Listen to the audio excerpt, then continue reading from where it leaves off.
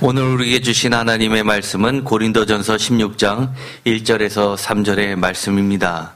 사실 고린도전서 16장 1절에서 3절까지의 말씀은 교회를 많이 다니시지 않으신 분도 가끔 부흥회 때 가면 이 본문의 말씀을 그래도 접하게 될 정도로 교회에서 많이 하는 본문 중에 하나입니다. 왜냐하면 설교 중에서 참 어려운 설교가 헌금에 관련된 설교이기 때문입니다. 그런데 성경에 대놓고 이렇게 헌금에 대해서 언급해 놓은 부분이 있으니 얼마나 마음 편하게 설교를 할 수 있겠습니까? 1절에 보면 이렇게 되어 있습니다. 성도를 위하는 연보에 관하여는 이라고 되어 있는데 표준세 번역은 우리가 쓰는 말로 해서 성도를 도우려고 모으는 헌금을 이렇게 번역하고 있어서 이것은 확실히 헌금에 대한 말씀인 것은 분명합니다. 그러다 보니까 이 본문을 가지고 말씀을 읽으면 또 돈 얘기구나 라는 생각을 먼저 갖게 되는 것이 사실입니다. 그런데 오늘의 말씀 고린도전서 16장 1절에서 3절까지의 말씀은 단순히 돈의 문제가 아닙니다. 정말 중요한 말씀을 가지고 있습니다. 오늘의 제목을 다 함께 읽어보도록 하겠습니다. 매주 첫날 주일 주님의 날에 주님으로부터 받은 나의 은혜를 나누게 하자. 아멘. 다시 한번 읽어볼까요? 매주 첫날 주일 주님의 날에 주님으로부터 받은 나의 은혜를 나누게 하자. 아멘. 사도 바울은 이 연보에 관련된 헌금에 관련된 이야기를 고린도 교회에 편지로 미리 써서 이야기하는 이유가 바로 3절에 있는 말씀 때문입니다. 3절 같이 읽겠습니다. 내가 이를 때 너희가 인정한 사람에게 편지를 주어 너희의 은혜를 예루살렘으로 가지고 가게 하리니. 아멘. 여기서 분명하게 뭐라고 이야기했냐면 헌금을 가지고 가게 하겠다라고 이야기하지 않고 너희의 은혜라고 합니다. 이것이 굉장히 중요한 말입니다. 또 한 가지 이 1절에서 3절까지의 말씀을 보면 사실 성서학자들은 여러분이 성경을 읽는 것보다도 이 헌금에 관련된 이야기보다 2절의 말씀에 더 주목하는 것이 사실입니다. 저도 마찬가지로 1절에서 3절까지의 말씀 중에서 가장 중요한 거를 꼽으라 하면 1절에 연보 헌금도 아니고 3절 은혜도 아니고 바로 2절 매주 첫날이라는 말씀입니다. 2절 다 함께 읽어보도록 하겠습니다. 매주 첫날에 너희 각 사람이 수입에 따라 모아두어서 내가 갈 때에 연보를 하지 않게 하라. 아멘. 이 2절에는 1절과 3절이 모두 다 들어가 있기 때문에 사실은 이 2절 안에 제가 매주 첫날이 가장 중요하다고 이야기했지 나머지 헌금과 3절에 있는 은혜를 나누는 것에 대해서 중요하지 않다라는 것이 아닙니다. 2절 매주 첫날이 가지고 있는 의미가 무엇이기에 매주 첫날에 헌금을 하라고 할까요? 꼭 매주 첫날에 하지 않아도 되지 않을까요? 예를 들어서 이 매주 첫날이 아니라 내가 수입이 많이 들어온 날이 있을 겁니다. 그러면 그 당시에는 지금처럼 월급을 받는 것이 아니니까 어떤 수학을 하거나 아니면 일을 했을 때 그리고 어떤 사업을 했을 때 돈이 일정하게 들어오는 것이 아니라 들어왔다 나갔다 하면서 불규칙적이었을 겁니다. 그런데도 불구하고 너희 수입이 여유가 있을 때라고 하지 않고 매주 첫날에 라고 이야기를 합니다.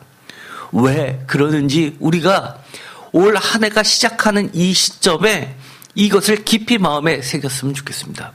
사실 제가 새 한 해가 돌입하면서 이제 설교를 첫날은 이 표에 관련된 말씀을 나눴고 그리고 수요일하고 주일 말씀을 틈틈이 하면서 새 사람과 이렇게 이 새 해를 시작할 때 반드시 우리가 가져야 될 중요한 기본적인 것들을 말씀 가운데 찾아보면서 함께 나누려고 하는데 주안점을 두고 있었습니다.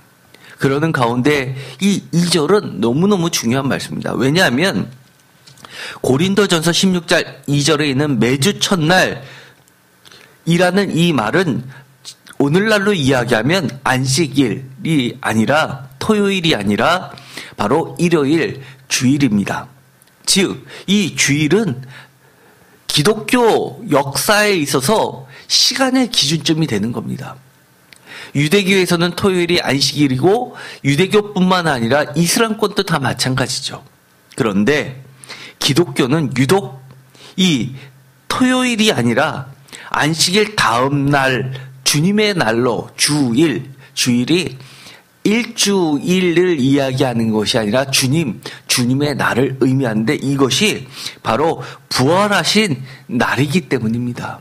그래서 매주 첫날이라고 하는 것은 부활하신 주님의 날을 기념하는 예배가 벌어지는 날입니다.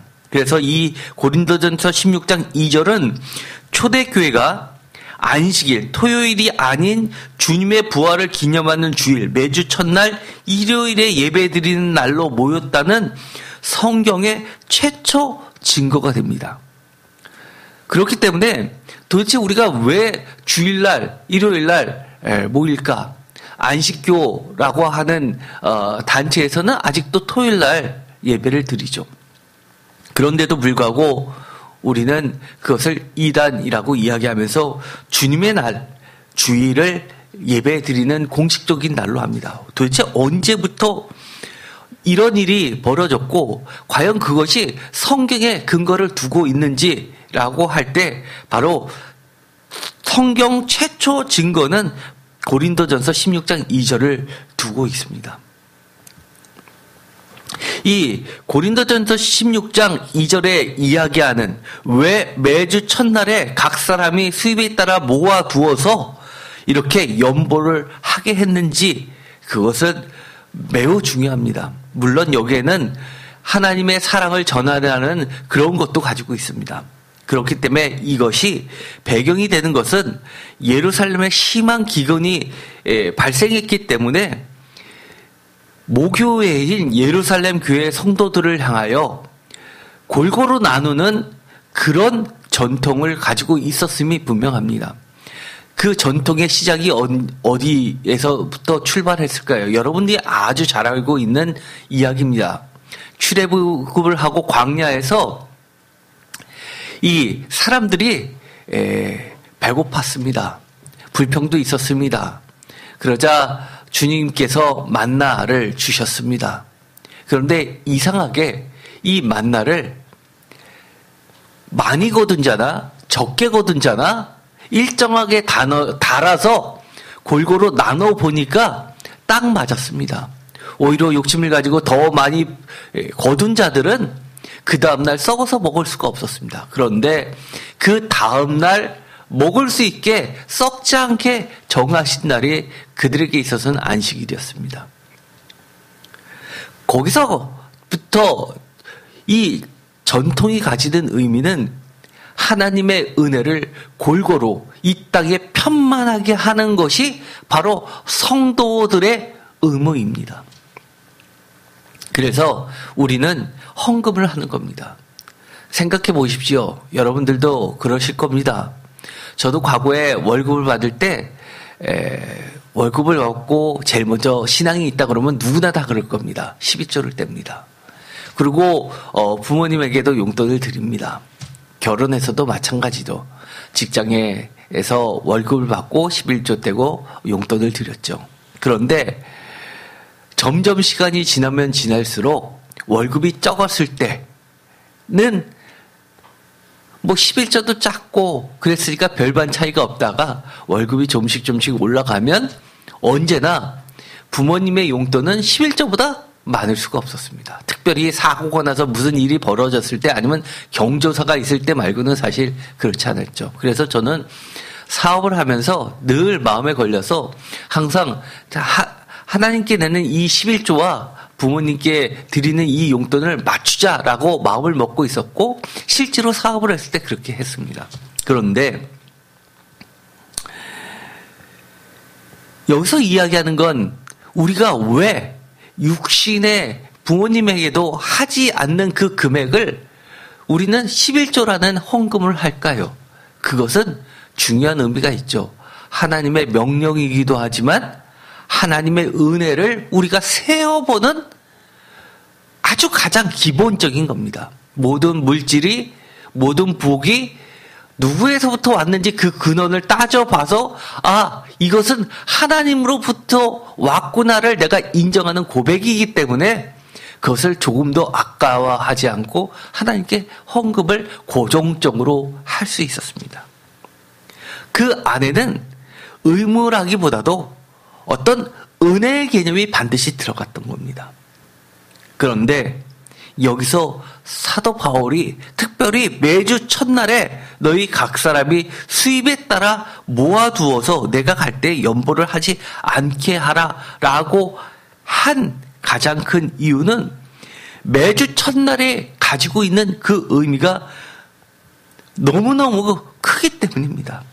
왜일까요? 여러분은 기억하실 겁니다. 이 사도행전 20장 7절에 보면 이 매주 첫날에 특별한 의미를 가지고 있었습니다. 특별히 기독교인들은 이 매주 첫날에 어떤 일을 했는지 사도행전 20장에 보면 그 흔적이 남아 있습니다. 20장 7절 다 같이 읽겠습니다. 그 주간의 첫날에 우리가 떡을 떼려 하여 모였더니 바울이 이튿날 떠나고자 하여 그들에게 강론할세 말을 밤중까지 계속하며 이것이 유두고 사건의 처음 서두죠. 그런데 여기서 중요한 말을 합니다. 그 주간의 첫날에 라고 하면서 그때 그들이 무엇을 했냐면 모여서 떡을 뗐다는 겁니다. 떡이 떼려 하여 모이는 이유가 무엇일까요? 이것은 주님의 성만찬을 기억하는 겁니다. 내 피와 내 살을 먹고 나누는 그 과정을 통해서 이 성도들 모두가 예수 그리스도와 한 몸을 이루는 과정을, 그리고 우리의 고백은 우리 죄를 위해서 죽으신, 우리를 위해서 대속하신 하나님의 그 사랑의 결정체인 예수 그리스도의 십자가 사건을 기억하면서 이제 내가 나를 위해서 더 이상 살지 말고 예수 그리스도를 위해서 살자고 결단하는 시간이었습니다.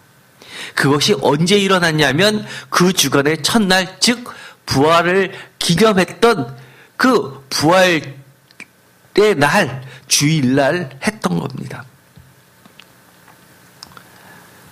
그래서 쉽게 말해서 매주 첫날은 공식적으로 예배를 드리면서 예배의 형식으로 끝나는 것이 아니라 내가 예배를 통해서 그동안 변하지 않았던 나의 옛 사람들을 죽이고 철저하게 예수 그리스도의 새로운 사람으로 태어나는 시간으로 매주 자기 자신을 돌아보면서 견책했던 겁니다.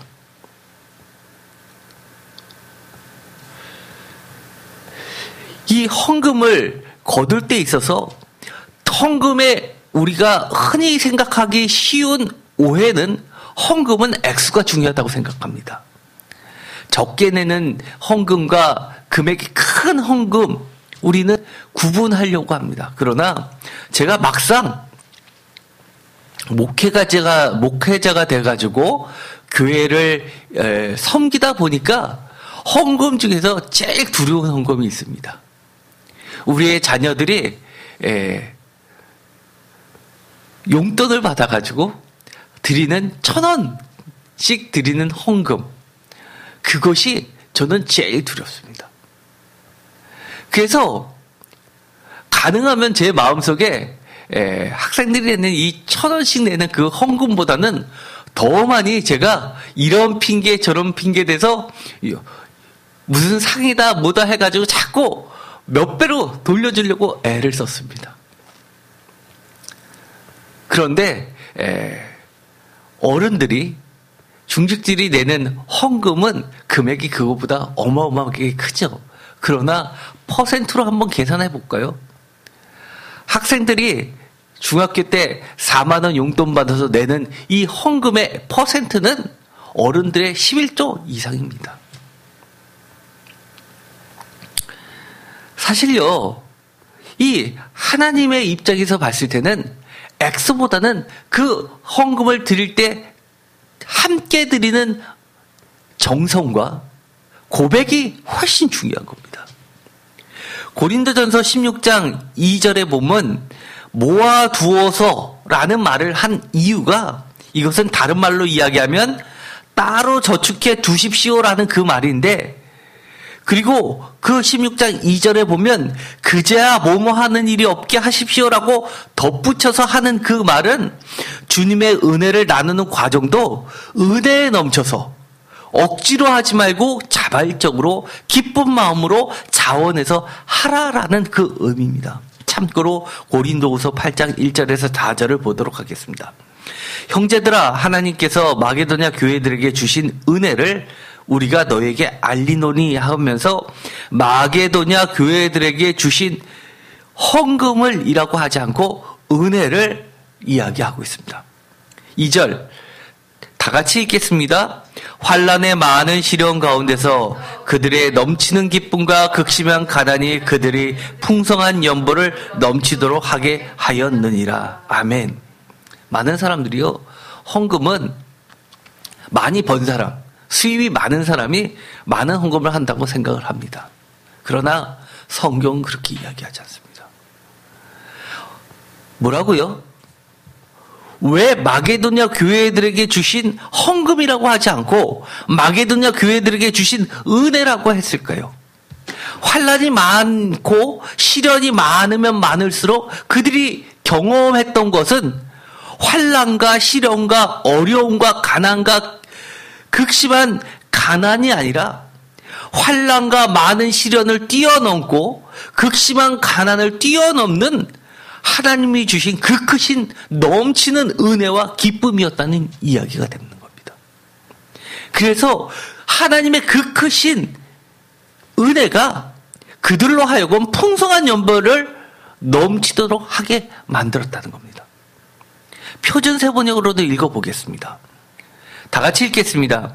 그들은 큰 환난의 시련을 겪으면서도 기쁨이 넘치고 극심한 가난에 쪼들리면서도 넉넉한 마음으로 남에게 베풀었습니다. 뭐라고요? 극심한 가난에 쪼들리면서도 넉넉한 마음으로 남에게 베풀었습니다. 이것이 하나님이 2000년이 지난 지금 우리들에게도 자랑하시는 말씀입니다. 여러분이 많은 환난과 극심한 시련과 가난이 몰아칠 때 이렇게 할 수 있습니까? 3절 내가 증언하노니 그들이 다 같이 읽겠습니다. 힘대로 할 뿐 아니라 힘에 지나도록 자원하여 이 은혜와 성도 섬기는 일에 참여함에 대하여 우리에게 간절히 구하니. 아멘. 힘대로 할 뿐만 아니라 뭐 한다고 했습니까? 힘에 지내도록 자원하여. 표준세번역으로 읽어보겠습니다. 내가 증언합니다. 그들은 힘이 닿는 대로 구제하였을 뿐만 아니라 오히려 힘에 지나도록 자원해서 하였습니다. 우리들이 헌금할 때요, 힘이 닿는 대로 하는 것도 아주 칭찬받을 만하죠. 힘이 닿는 대로. 그런데 오히려 힘에 지나도록 자원해서 하기까지는 쉽지 않습니다. 그런데 오히려 힘에 지나도록 자원해서 하였다고 합니다. 저는 이것을 모두 다 그렇게 하라고 이야기하지 않습니다. 예를 들어서 성도님들 중에 그런 분들이 있죠. 너무너무 헌금은 하고 싶은데 헌금을 할 수가 없으니까 대출을 해서 또는 집을 팔아서 가게를 정리해서 헌금하시는 분들이 있습니다. 저는 절대 무리해서 하지 말라고 그렇게 얘기합니다. 왜냐하면 그러다가 지금 갖고 있는 그 신앙도 흔들릴까 봐 걱정되는 인간적인 마음 때문입니다. 그런데 그렇게 하시는 분들은 그렇게 이야기하죠. 걱정하지 마세요. 하나님이 주신 그 은혜 생각하면 이건 아무것도 아닙니다라고 이야기합니다. 제가 목사이기 때문에 이런 얘기할까요? 아니요. 저 평신도일 때 그런 경우가 많았습니다. 제가 사업이 어려워서 힘들어서 정말 빚을 지게 됐습니다. 그런데 해마다 했던 선교 헌금이 있었습니다. 시간이 다가왔습니다. 해마다 24,000불, 매달 2,000불씩 헌금을 했었는데 24,000불, 그 당시에 환율 1,600원 할 때죠. 거의 3천만 원 돈 됩니다. 그 당시에. 벌써 10년이 뭡니까? 훨씬 지났죠. 빚을 지고 있었던 상황이었기 때문에 추가적으로 돈을 헌금을 한다는 건 쉽지 않았습니다. 그런데 하나님께서 꿈으로도 보여주시고 말씀으로도 인도해 주시고 아무리 내가 어려워도 이 어려움을 죽지 않고 자살하지 않고 견뎌내게 해 주신 하나님의 은혜가 너무 감사했습니다. 그래서 고민하다가 아내와 의논하고 우리가 이렇게 빚을 많이 졌지만 이 24,000불 추가적으로 빚을 좀 내서 마지막으로 헌금을 하고 싶다라고 결정을 하고 은행에 가기로 했습니다. 그런데 그날 아침에 갑자기 연락도 없이 바이어가 한국에 들어와 있다고 연락이 왔습니다. 저를 호텔에서 만나자고 합니다. 그래서 갔습니다. 그랬더니만 그 바이어가 저한테 이렇게 이야기합니다. 요즘에 너 어려운 거 많이 알고 있는데 못 도와줘서 미안하다고 하면서 저한테 10,000불을 주고 갔습니다. 그래서 24,000불 빚을 내려고 했는데 나머지 14,000불만 은행에 대출을 해서 24,000불을 채워서 마지막으로 냈습니다. 그것이 선교헌금 5년 동안 했었던, 만 5년 동안 했었던 마지막 스토리였습니다. 저는 제가 많이 했다는 걸 자랑하는 것이 아닙니다. 그 당시에 어려운 역경이 찾아왔는데도 불구하고 내가 할 수 있어서 하는 것이 아니라 힘에 지내도록 할 수 있게 하셨던 그 하나님의 은혜가 너무 감사할 뿐입니다. 저의 인생에서 그렇게 하게 해주신 하나님의 은혜가 너무 감사할 뿐입니다. 제가 평생에 살 때요, 저한테 아무런 이유 없이 10,000불, 1,600만 원을 그냥 준 사람 저한테 한 명도 없었습니다. 그런데 주님이 주신 겁니다. 그 친구는요, 아무런 조건도 없이 그냥 10,000불을 주고 갔습니다. US 달러로 고무줄로 묶어가지고.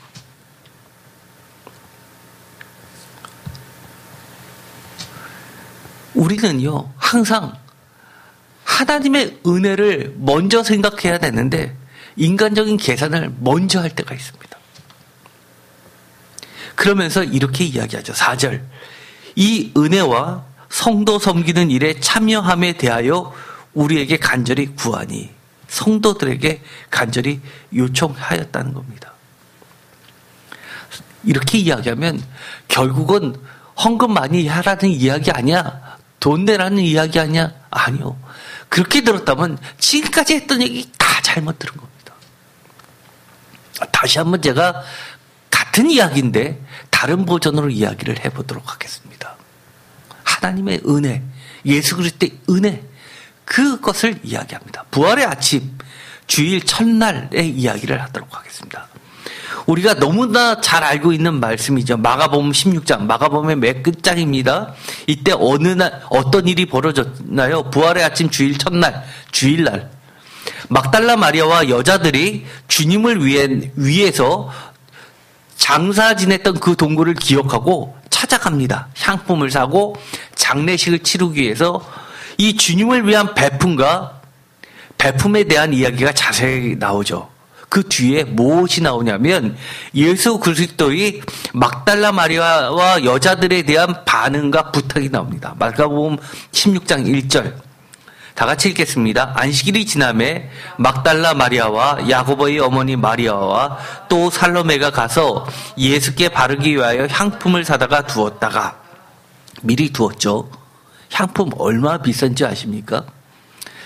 향품을 사다가 두었더라. 그것도 안식일이 지나면 주일날 부활의 아침 첫날에 안식일이 지나니 막달라 마리아와 야고보의 어머니 마리아와 살로메는 가서 예수께 발라드리려고 향유를 샀다. 2절 다 같이 읽겠습니다. 안식 후 첫날 매우 일찍이 해 돋을 때 그 무덤으로 가며, 그래서 이레의 첫날 새벽 해가 막 돋을 때 무덤으로 갔다. 이 이야기 모르시는 분 없지요. 이들이 미리 사도 바울이 이야기한 것처럼 준비해서 안식일 첫날 예수님께 드리기 위해서 갑니다. 어떤 일이 벌어졌을까요? 짧은 마가복음이라고 있습니다. 제가 전에부터 이야기했죠. 짧은 마가복음은 마가복음 16장 8절에서 끝이 나고 9절부터는 없습니다. 그 증거가 이 9절을 보면요, 표준세번역에는 밑에 보면은요, 이렇게 가로가 아니라 중가로, 꺽쇠 모양으로 해서 중가로가 놓여 있습니다. 이 표시는요, 이 부분부터는 오래된 사본에는 없다는 얘기입니다. 대문자로 된 사본, 그리고 띄어쓰기가 안 되어 있는 사본일수록 오래된 사본인데, 주로 3세기나 4세기 때 그 사본에는 이 8절까지가 끝이고, 나중에 점점 발전돼서 소문자 사본으로 가면, 오래되지 않은 사본으로 갈수록 이 9절부터가 붙어 있었습니다. 그래서 원래 마가복음의 원본은 이 8절까지만 있었다고 보는 겁니다, 학자들은요. 그런데 그것을 짧은 마가복음의 결론이라고 합니다. 어떻게 끝났냐? 참 이상하게 끝납니다. 다 같이 읽겠습니다. 여자들이 몹시 놀라 떨며 나와 무덤에서 도망가고 무서워하여 아무에게 아무 말도 하지 못하더라. 아멘. 이걸로 끝납니다. 아시죠, 여러분? 그래서 너무 이상해서 그 뒤에 필사자들이 이것을 할 때마다 고민하다가 이 9절부터 붙이면서 쓰는데요. 9절. 예수께서 안식 후 첫날 이른 아침에 살아나신 후 전에 7 귀신을 쫓아내어 주신 막달라 마리아에게 먼저 보이시니 라면서 그 뒤에 이야기들이 있는데요. 이 9절 이하의 말씀은요, 마태복음의 이야기, 누가복음의 이야기를 붙여가지고 마지막까지 이어져 있습니다. 짜집기가 되어 있습니다.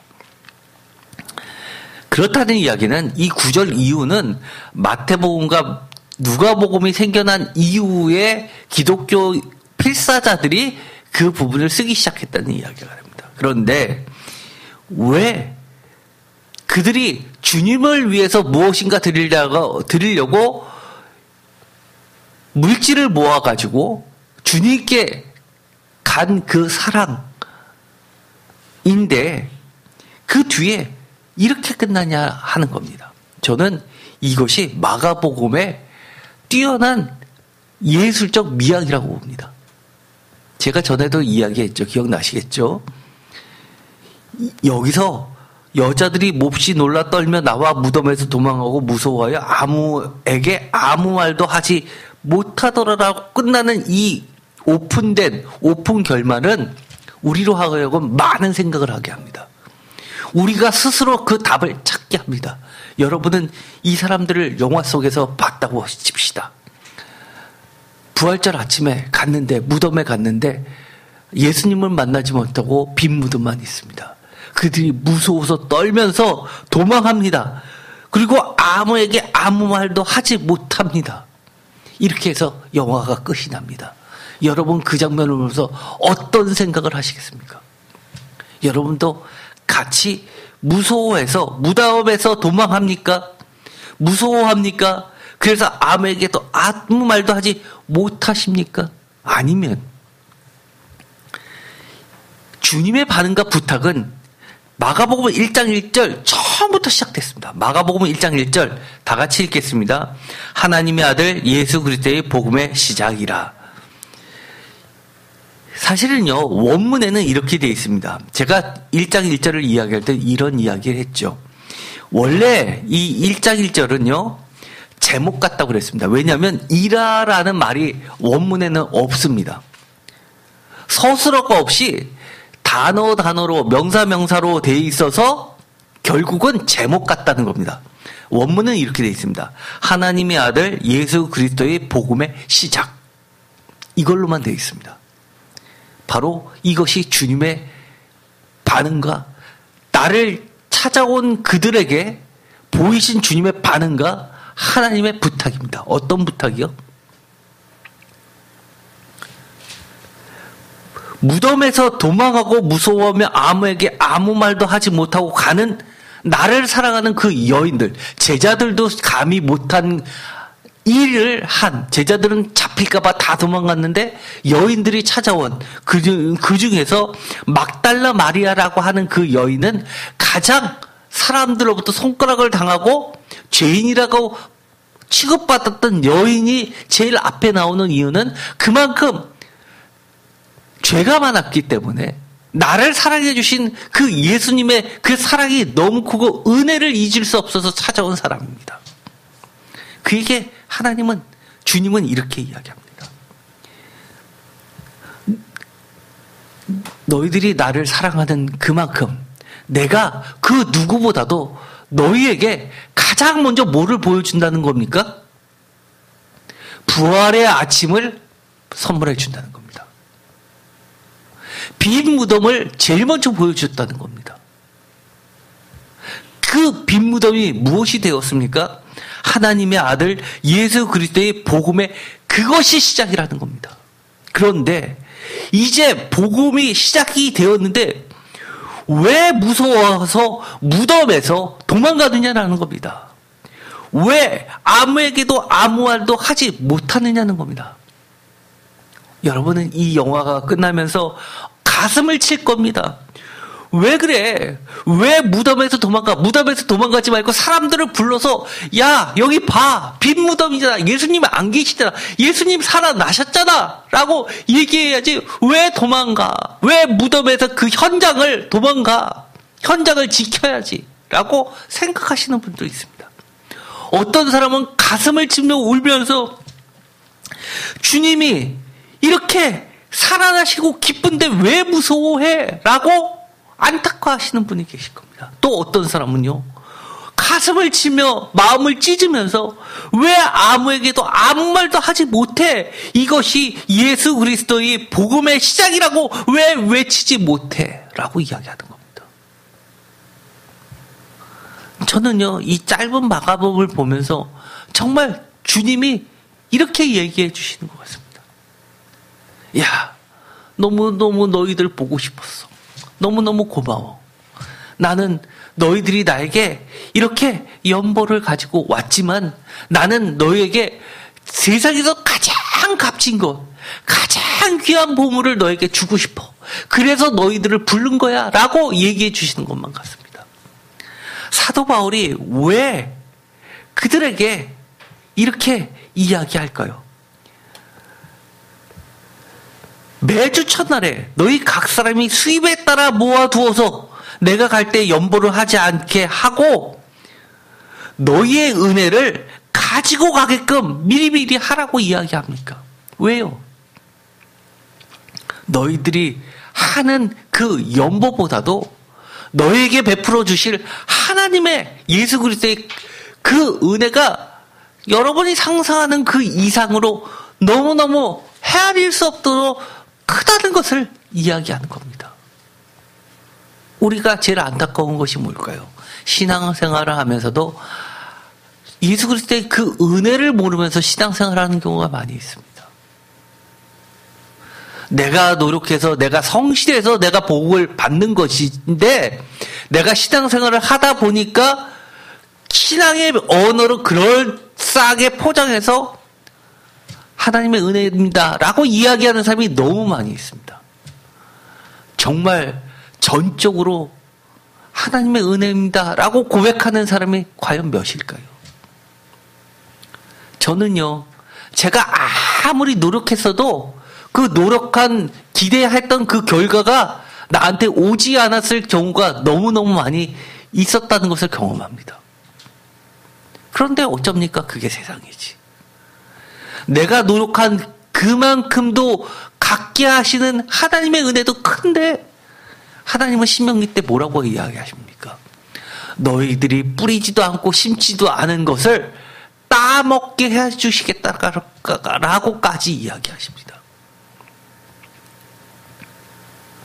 저는요, 오늘도 우리 성도님의 자녀가 지난 한 해 한 학기 동안 열심히 공부해서 꽈톱을 했다고 합니다. 너무너무 기쁩니다. 그런데요, 내가 노력해서 그만큼 성실해서가 아니라 하나님이 이렇게 이끌어 주신 그 은혜가 크다는 것을 저는 더 가르쳐 주고 싶습니다. 정말 축하해 주고 싶은 것은 꽈톱이 아니라 하나님의 은혜가 넘치도록 함께 하시는 것을 깨닫게 해 주신 그것이 너무 감사해서 축하하고 싶습니다. 한없이 축하하고 싶습니다. 우리가 인생을 살 때요, 직장에서 또 일해본 사람들 다 있잖아요. 직장 생활할 때 만만합니까? 정말 별의별 사람들 다 만나지 않습니까? 정말 어떨 때는요, 외국처럼 우리나라가 총을 마음대로 소지할 수 있고 그게 법적으로 허용이 됐다면 정말 열받아서 죽이고 싶은 사람들이 있었을지도 모릅니다. 그러나요, 하나님의 은혜는 그렇게 미워하는 그 마음이 결국은 나의 그 미움이 드러나는 것이고, 그럼에도 불구하고 하나님의 은혜는 그런 나를 사랑해 주시는 그 은혜입니다. 우리는요, 오늘 다시 맨 처음에 읽었었던 이 말씀을 통해서 여러분에게 이야기하고 싶습니다. 마가복음의 마지막 결론에서 매주 첫날에 주님의 시각과 주님을 사랑하는 사람들의 시각의 차이점이 무엇일까요? 그들은 죽은 예수님의 몸이라도 보고 싶어 왔지만 주님은 그들에게 무엇을 보여주고 싶었습니까? 살아있는 영원한 생명의 예수 그리스도를 보여주시기 원하셨습니다. 그래서 그들을 불렀습니다. 그들에게 주님이 보여주시고 싶으셨던 것은, 나눠주고 싶었었던 것은 두려움이 아니라 기쁨이요, 아무 말도 하지 못하는 것이 아니라 널리 크게 선포하기를 원하셨던 겁니다. 이제 여러분이 주님으로부터 받을 그 은혜를 샘해 보십시오. 그 은혜는 항상 우리의 상상을 뛰어넘습니다. 그것이 하나님의 신실하심입니다. 우리의 믿음은요, 언제나 하나님의 신실하심보다 클 수가 없습니다. 오늘 제가 매주 첫날에 라고 이야기를 시작하면서 사도 바울이 이 고린도 교회에게 매주 첫날에 해야 할 일을 이야기한 건 오늘날 우리에게 이런 이야기를 하는 겁니다. 선물을, 연보를, 헌금을 하십시오라고 제가 여러분한테 이야기하는 것이 아니라 가장 근본적인 거로 매주 첫날에 주님이 제자들에게 해주고 싶었던 그 얘기를 하고 싶습니다. 이 매주 첫날, 이 막달라 마리아와 여인들이 경험했던 주님의 날, 그것은 그들의 새로운 인생의 시작점이 되었습니다. 새날이 되었습니다. 한 주간의 새로운 시작이 되는 겁니다. 저는 매주 첫날 이렇게 여러분에게 권면하고 싶습니다. 각 사람이 수입에 따라 모아두십시오라고 권면하는 것이 아니라, 이제 한 해가 새롭게 시작되고 매주 첫날 여러분의 인생의 새로운 시작점으로 삼아주셔서 하나님의 은혜를, 예수 그리스도의 은혜를 늘 새기는 시간이 되었으면 좋겠고, 이 주일날만큼은 다른 거 하지 마시고요, 한번 내 인생에서 가장 귀한 걸, 하나님과 함께 나눌 것, 주님과 함께 나눌 것이 무엇인지 한번 생각하는 시간을 가졌으면 좋겠습니다. 그것은 다양하게 여러 가지가 있을 수 있겠죠. 예를 들어서 내가 그동안 일주일 동안 잘못했던 것을 이 시간 주일날만큼은 깊이 다시 한번 돌아보면서 회개하는 시간을 가질 수도 있고요. 주님의 말씀을 더 많이 묵상하는 시간을 가질 수도 있고요. 정말 무서워서 아무 말도 못하는 자신을 벗어버리고 복음을 전하는 친구들에게 말씀을 전하는 것들도 될 수 있고요. 대단한 거 아닙니다. 예를 들어서 이런 겁니다. 지난주에 우리가 성경 공부하면서 서로 나눴잖아요. 그것을 자기 아는 사람한테 얘기해 주는 것도 괜찮습니다. 이렇게 얘기하면 되잖아요. 아, 정말 우리 새 사람 돼야 돼. 정말 우리가 산다고 하지만 너무 육신적인 생각을 너무 많이 한 것 같아. 이제는 영적인 생활로 모든 것을 한번 재정립해 봤으면 좋겠어 라고 이야기하는 것도 하나의 선포입니다. 우리 너무 예수님 믿는다고 하면서 너무 세상 욕심으로 가득 차서 그것을 마음의 소원을 마치 신앙인 것처럼 포장해서 기도 속에 너무 넣었던 것 같아. 그런 거 다 없앴으면 좋겠어. 혹시 넌 그런 거 없니? 난 사실 뭐뭐 해주세요, 뭐뭐 해주세요 했던 기도들이 내가 돌이켜보니 다 내 욕심이었어. 이런 얘기 나누는 것도 복음의 선포의 시작입니다. 우리 뭐 대단한 것들 아닙니다. 저도요, 목사니까 이런 얘기 한다고요? 아니요. 저도 결혼하기 전에 직장생활 들어가면요, 주일날 뭘 했느냐 하면, 주일날요, 일주일 동안 회사에서 이제 월요일이면 시작될 텐데, 월요일부터 토요일까지 회사에서 벌어질 일들을 그 지난 주에 했었던 일을 다 돌아보면서 어떻게 할지 주일날 계획을 다 세웠었습니다. 그리고 그거를 놓고 기도를 많이 했었습니다. 오히려 저는 청년 때 그랬습니다. 그런데 결혼하고 이제 시간이 점점 지나면서 그런 것을 많이 잊어먹은 것 같아요. 여러분들, 주일 너무 귀하잖아요. 주일이 무슨 날입니까? 주님이 부활하신 날을 기념하는 것이고, 내가 주님과 한 몸과 한 피를 섞는 시간입니다.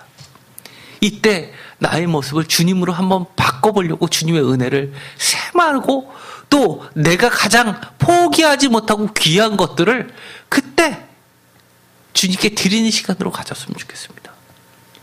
왜 사도 바울이 미리 편지를 쓰면서까지 이야기할까요? 고린도 교회는 굉장히 부자교회입니다. 그런데 그러다 보니까 수입에 따라서 연보를 하는 것이 쉽지 않기 때문입니다. 수입이 많은 사람은 그만큼 연보가 커야 될 거 아닙니까?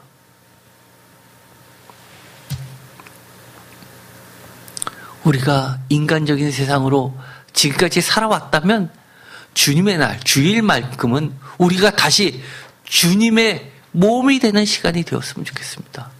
주님께 시간을 맞추고 주님의 소리에 귀를 기울이고 내 마음을 주님의 피로 깨끗게 하는 시간으로 맞추는 시간이 되었으면 좋겠습니다. 기도가 마치겠습니다. 하나님 감사합니다. 오늘 우리에게 매주 첫날, 주님의 부활하신 날, 주님의 날, 주일날 예배 시간에 우리의 인생이 어떠해야 되는지를 가르쳐 주셨습니다. 가장 포기하기 싫은 것, 가장 귀하다고 생각하는 것, 내가 두려워서 무서워서 떨고 아무 말도 하지 못하는 것들에 대해서 과감히 주님 말씀에 따라서 우리의 삶을 조종하고 바꾸는 시간이 되게 하여 주시옵소서. 예수 그리스도의 이름으로 기도드립니다. 아멘.